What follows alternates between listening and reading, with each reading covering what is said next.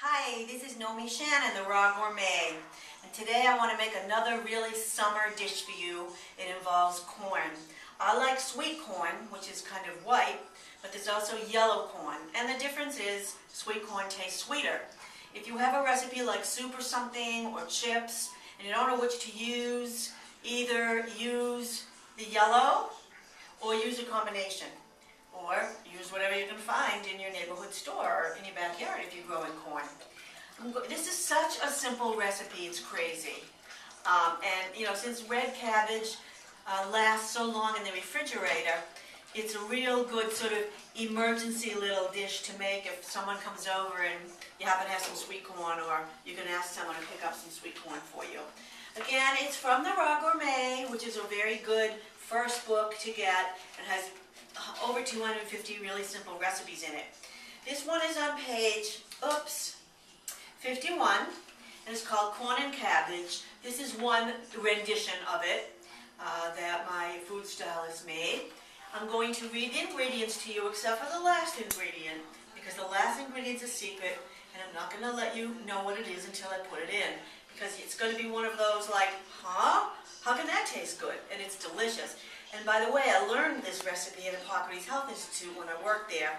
The chef at the time, Steve Levine, made it pretty regularly, and I just thought it was the best thing ever, and it's so simple. To feed 6 people, you need 3 cups of fresh corn kernels, 3 cups of red cabbage diced, 2 tablespoons of lemon juice, 2 tablespoons of extra virgin olive oil or flaxseed oil, a tablespoon of namashoyu or wheat-free tamari or something salty like that, preferably a liquid salty flavor as opposed to salt. And then the secret ingredient, which I'll tell you about at the very end. So I'm cutting it into thirds because someone's going to eat this food, after the video camera goes off, and I don't need to have enough food in the house to feed 6. I found cutting corn off the cob is easiest in a shallow bowl and a nice sharp knife.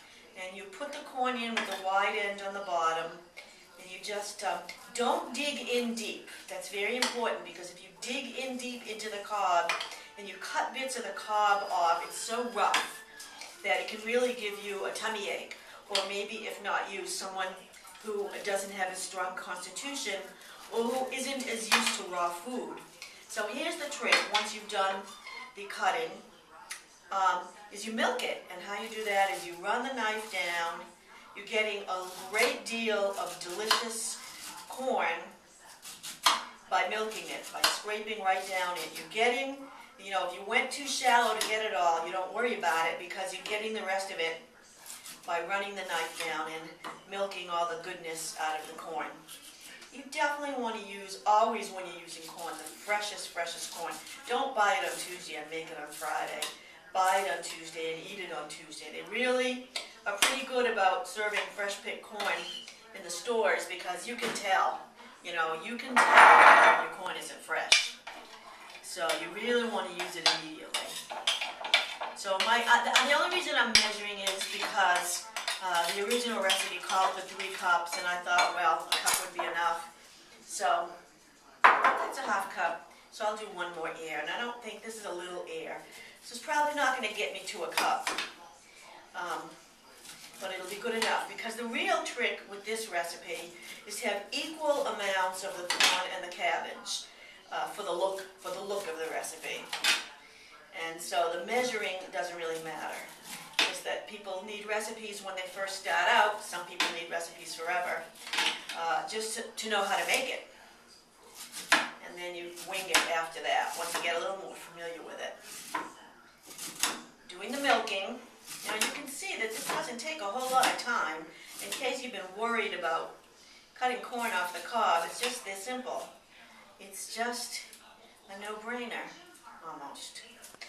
Except for the cutting yourself part, which you wouldn't want to do. Well, maybe we will get a cup. We'll see. We will see. Well, I'm going to call, hey, look, a cup. That must be some sort of genius, right? Now what I'm going to do is cut the cabbage in no particular way, into dice approximately the same size as the bits of corn. In other words, small. If the corn was half an inch across, which it isn't, then I'd make this that. Corn is very small, little kernels, these particular corns. So I'm going to make these about the same size. I don't want the purple to overpower the yellow on the dish.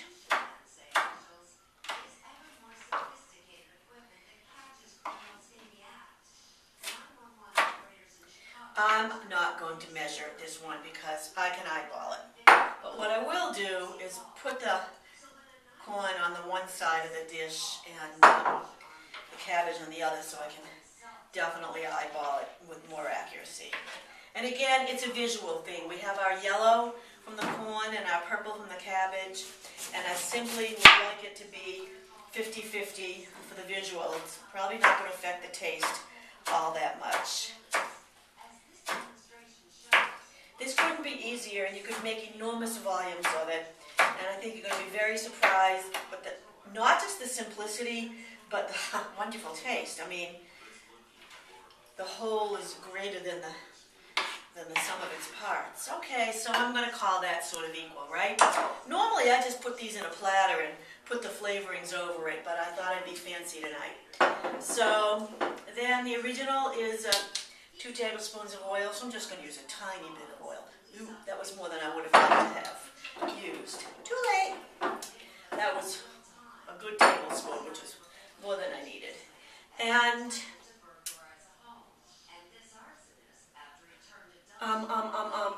tablespoon of liquid amino, so this should be less than a teaspoon, I'd say. There we go. And a squirt of lemon. A little bit more than a squirt, a couple of squirts. That's it for the liquid.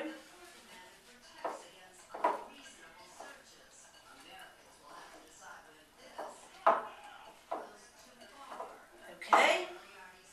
Now what I'm going to do is, I didn't know what size dish, plate, platter I was going to need, but now that I see how much it made, I can see which dish, plate, platter I need.